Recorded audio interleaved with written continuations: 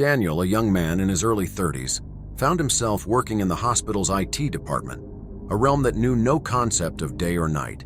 His job entailed overnight rollouts and on-call duties for IT-related emergencies, but nothing could prepare him for the inexplicable events that would unfold within those sterile, fluorescent-lit corridors.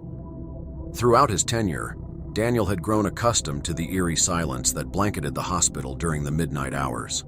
The quiet was only interrupted by the occasional echo of footsteps or the soft hum of machinery. The hospital took on a surreal atmosphere in the darkness, like an entirely different world concealed within its walls. One fateful night, as he was diligently going about his tasks, Daniel encountered a sight that would forever haunt his thoughts. It was a vision that went beyond strange, transcending into the realm of the unthinkable. The incident occurred as Daniel was navigating a long, dimly lit corridor, a path he had treaded countless times before. He knew every nook and cranny of the hospital's IT infrastructure, having been summoned to various corners of the building during his overnight shifts. On this particular night, something inexplicable unfolded before his very eyes. As he walked down the corridor, his mind preoccupied with technical details and data servers, he spotted an unlikely figure. It was the hospital's coroner, a man in his late 50s, known for his slow, deliberate pace. He was the embodiment of calm and professionalism, a presence that brought reassurance to those he interacted with. However, what Daniel saw that night was nothing short of surreal. The coroner was not only moving at a speed that defied reason, but was sprinting at full throttle. His strides were long and hurried, echoing loudly in the empty corridor. It was an image that had never crossed Daniel's mind, this elderly coroner racing as if his life depended on it. As the coroner drew closer to Daniel, his face was etched with a mixture of determination and dread.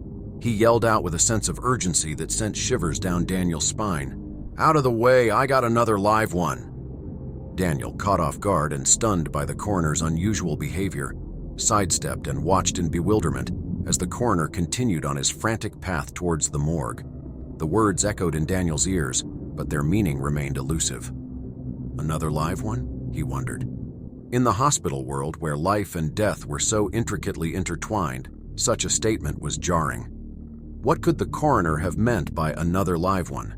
The implications of such a declaration were deeply unsettling. As the minutes ticked by, Daniel wrestled with the bizarre scenario he had witnessed. He pondered the possibilities, each more unsettling than the last. Could it be that the coroner had encountered a deceased body that had inexplicably returned to life? Was this a morbid occurrence that the hospital staff had kept hidden from the world? The very essence of life and death seemed to blur within the hospital's sterile walls. The revelation, or rather the insinuation, that a body had somehow transitioned from death to life was beyond comprehension. Throughout the remainder of his shift, Daniel couldn't shake the sense of unease that had settled upon him. He questioned the very nature of the hospital's mysteries, pondering whether the coroner's claim had been rooted in reality or delusion. It was an enigma that would forever haunt him, an experience that left him questioning the boundaries of life, death, and the eerie realms that existed in the shadows of the hospital. In the days that followed, Daniel couldn't help but wonder if he had witnessed an anomaly or stumbled upon a dark secret concealed within the hospital's walls. The Midnight Coroner and his cryptic declaration would forever remain etched in his memory, a reminder that sometimes the most inexplicable events occur when the world is cloaked in darkness and the line between life and death blurs into the surreal unknown. A group of 6 friends had gathered for a spooky-themed dinner party during Halloween. The host, Clara, had gone all out, decorating her home with cobwebs, flickering candles, and eerie music. The atmosphere was just right for a night of fun and frights. As the friends settled into their seats, a sudden, unexpected knock echoed through the room, jolting them from their conversations. Clara graciously got up to answer the door, expecting a neighbor with some holiday treats. However, when she swung the door open, there was no one in sight. The porch lay empty, shrouded in darkness. Clara peered into the night, puzzled. Someone must have realized they had the wrong address, she explained as she returned to her guests. As the friends turned their attention back to the table, something strange caught their eye. There was a 7th place setting. The white plate gleamed in the dim candlelight, silverware neatly arranged beside it. Confusion rippled through the group. "Was that there before?" one friend asked, furrowing their brow. Clara, feeling flustered, offered a hesitant explanation. "I must have set an extra place by mistake." She gingerly removed the additional setting, carrying it back to the kitchen, where the clinking of glassware filled the silence. But as she returned to the dining room, another inexplicable sight met her gaze. A new plate, adorned with a napkin, sat in the vacant spot. Beside it was a glass, clear as crystal. Clara's heart pounded in her chest. Shivers ran down her spine. She hadn't set it there, and none of her friends had witnessed the strange occurrence. As realization dawned upon the group, they were left in a state of shock. Their initial unease had given way to genuine concern. They hadn't invited a seventh guest, yet it seemed someone, or something, had claimed a place at their table. Uncertain of how to handle this enigmatic intrusion, the friends exchanged nervous glances. They decided that playing along, at least for the moment, might be the safest course of action. With trembling hands, they filled the empty glass with red wine and placed a few eerie appetizers on the plate. The atmosphere at the table was heavy with tension as they continued their dinner, the uninvited guest looming in their midst. The room seemed to grow colder, and the flickering candles cast elongated shadows on the walls. Each friend pondered the origin of this spectral interloper, but no one dared to speak its name. As the night wore on, they tried to engage with their unexpected guest, raising a toast to the unknown and sharing stories of Halloween's past. But their words seemed to hang in the air, unanswered. The uninvited presence remained a silent observer. Hours passed, and her friends couldn't ignore the creeping sense of dread that settled in the room. It was as if the unseen guest was sapping their energy, feeding off their unease. Clara, in an attempt to confront the bizarre situation, finally spoke up. "Who are you?" she asked the empty chair. The question hung in the air, unanswered. Suddenly, a chilling gust of wind swept through the room, extinguishing the candles and plunging the group into darkness. Panic and fear seized them as they fumbled for their phones, casting a dim glow on the eerie scene. When the candles were reignited, the empty chair was vacant once more. Her friends were left in shock. Their Halloween dinner party turned into a night of inexplicable terror. They never did discover the identity of their spectral guest, but the uninvited visitor had left an indelible mark on their memories. As the years passed, they would often reminisce about that fateful Halloween night, each friend pondering the mysteries that had unfolded. The uninvited guest had never returned, but the memory of that chilling evening would forever haunt their thoughts. In the end, they could only wonder if it had been a lost spirit seeking to join in their festivities, a trickster from the other side, or something far more sinister. Whatever the answer, the Halloween dinner party of Clara and her friends would be one they would never forget. A night when the supernatural walked among them, and the uninvited guest became a part of their Halloween lore. In the heart of New England, 4 young women embarked on a shared adventure by moving into an old apartment with squeaky floorboards and a long, dark hallway. It was a charming, if somewhat eerie place that they hoped would become a haven for their close-knit friendship. Little did they know that this cozy apartment held a secret, a spectral secret that would soon weave its way into their lives. The 4 roommates, Emily, Sarah, Lisa, and Mia, settled into their new home with enthusiasm. The apartment exuded an old-world charm, its creaking floorboards and dimly lit hallway adding to its mystique. It was the perfect backdrop for their dreams of shared laughter and late-night chats. However, their blissful existence was soon disrupted when Emily, one of the roommates, realized that her favorite stuffed teddy bear had vanished. The bear, a cherished childhood memento, had been with her through thick and thin, offering comfort and solace when needed most. At first, she suspected that one of her roommates had played a prank on her, hiding the bear somewhere in their new home. Emily questioned her roommates, but they all denied any involvement. Each of them insisted they hadn't touched the bear or seen it since they moved in. Emily's hope began to wane as weeks turned into months, and she nearly forgot about her missing teddy bear. But it seemed that the apartment had other plans. One fateful day, Emily decided to access one of the seldom-used closets. As she opened the door, her heart skipped a beat. There, sitting on the top shelf, was her furry friend, the missing teddy bear. Her roommates, equally baffled by the discovery, swore they had no idea how it had ended up there. Intrigued yet bewildered, they decided to put the incident behind them, chalking it up to forgetfulness or a momentary lapse in memory. But the inexplicable events were far from over. Emily's teddy bear began to disappear from her room with unsettling regularity, only to reappear in that same closet perched atop the high shelf. This pattern became an eerie routine, one that Emily couldn't ignore. Whenever her beloved bear vanished, she knew exactly where to find it.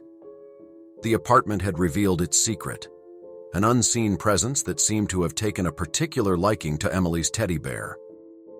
As they grappled with the inexplicable nature of these events, the roommates decided to do some research.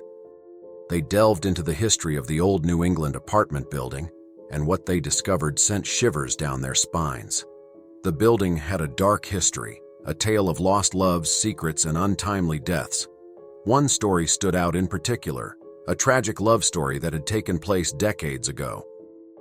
The story revolved around a young woman, Isabel, who had once occupied the very apartment they now called home. Isabel had been deeply in love with a young man named Theodore, and she had received a teddy bear as a cherished gift from him. Tragically, their love story had been cut short when Theodore died suddenly in a car accident. Isabel, heartbroken, had moved away from the apartment, leaving behind her beloved teddy bear.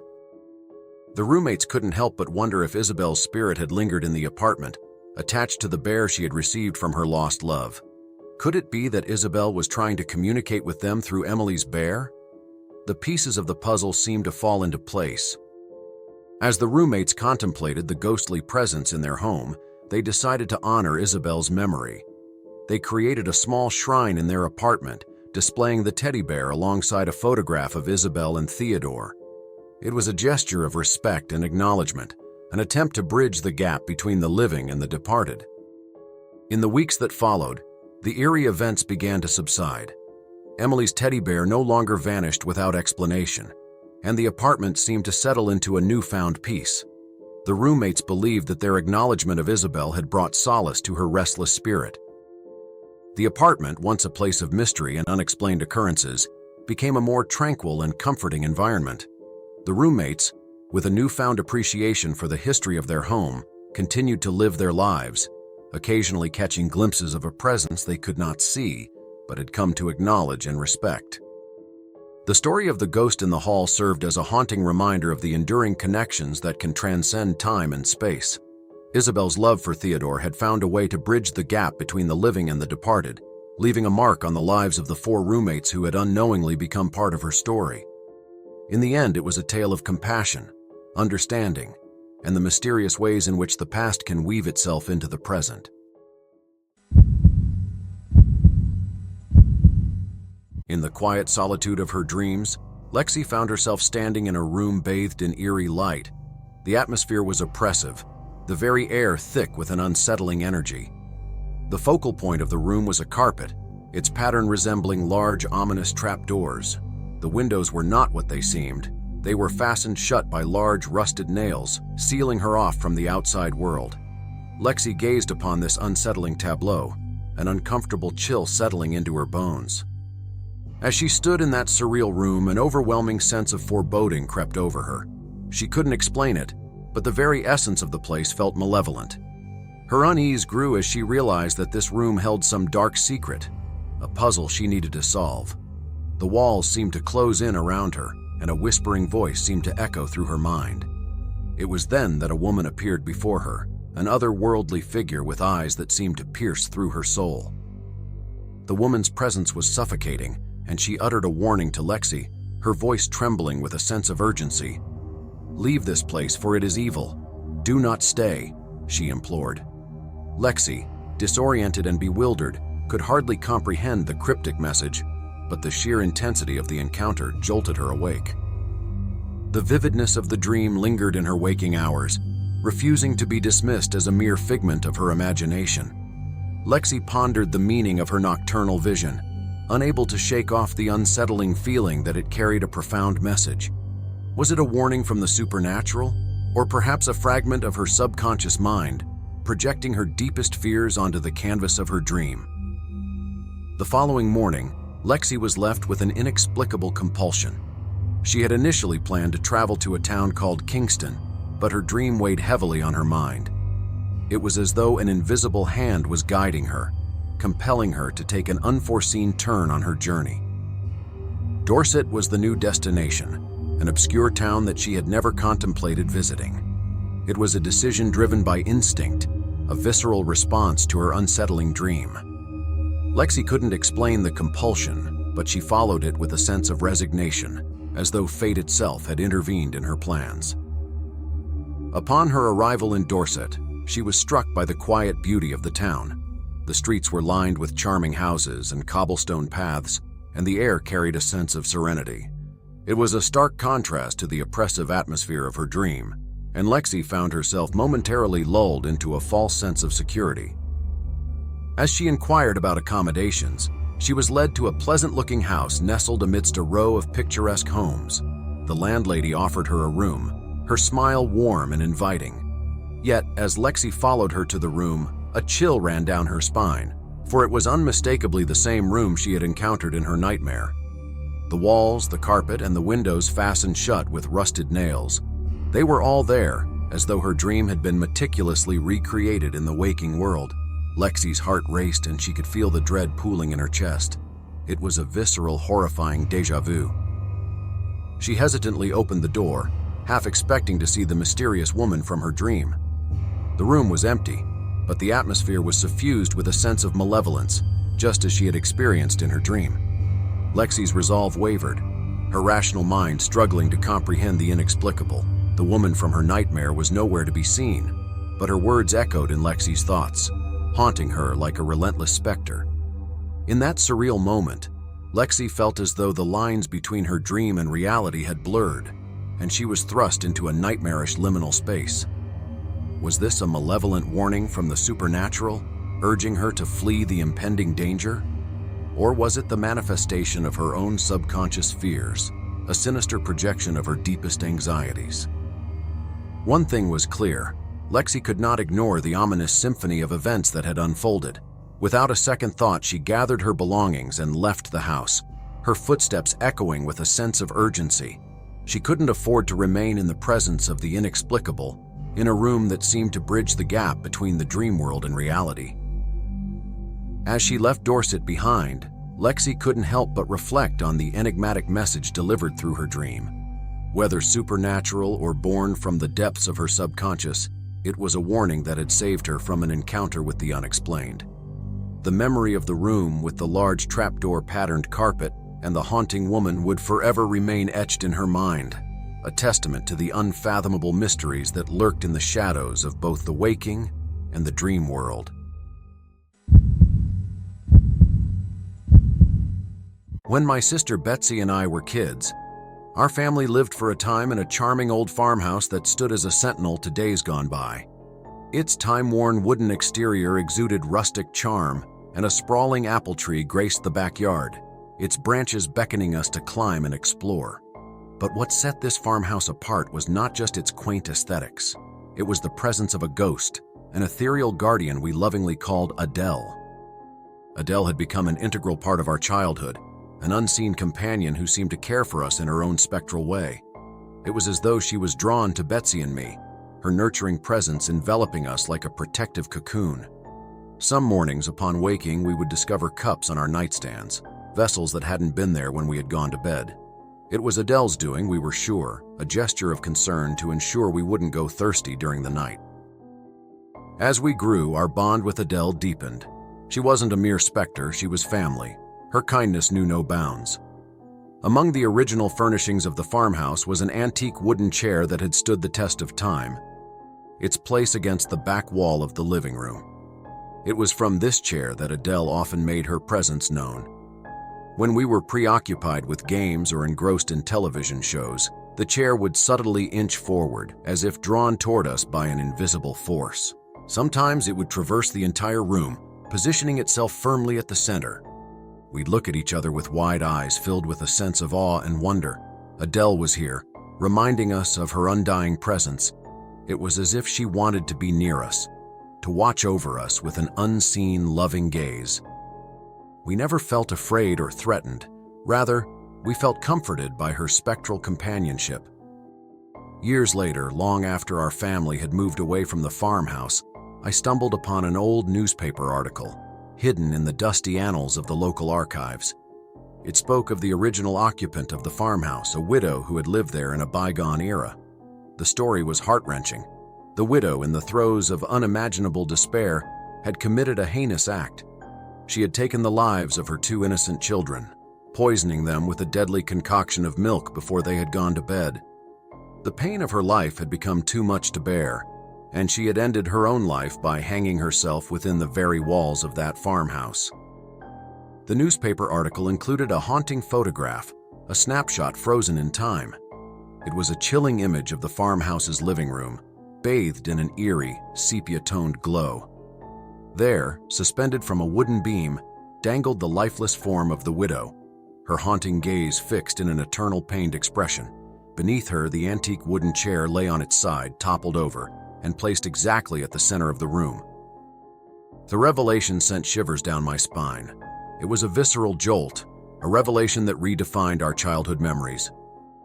We realized that the farmhouse's original occupant, a tormented soul, had become a malevolent presence, one that we had unknowingly invited into our lives. She had watched over Betsy and me just as Adell had, but her intentions had been dark and twisted. It was a truth that creeped us out, forcing us to confront the darkness that had unwittingly intertwined with the innocence of our youth. As children, we had reveled in the company of an unseen guardian, oblivious to the tragic history that had haunted the very walls of the farmhouse. It was a lesson that we could never forget, a chilling reminder that not all apparitions are benevolent, and some ghosts are bound by the darkness of their own past. Betsy and I were mere children, free from the burden of fear, but the farmhouse had held secrets darker than the deepest night. It was a place where the line between the living and the departed blurred, a testament to the enigmatic and eerie mysteries that lurk in the shadows of the past, waiting to be unveiled.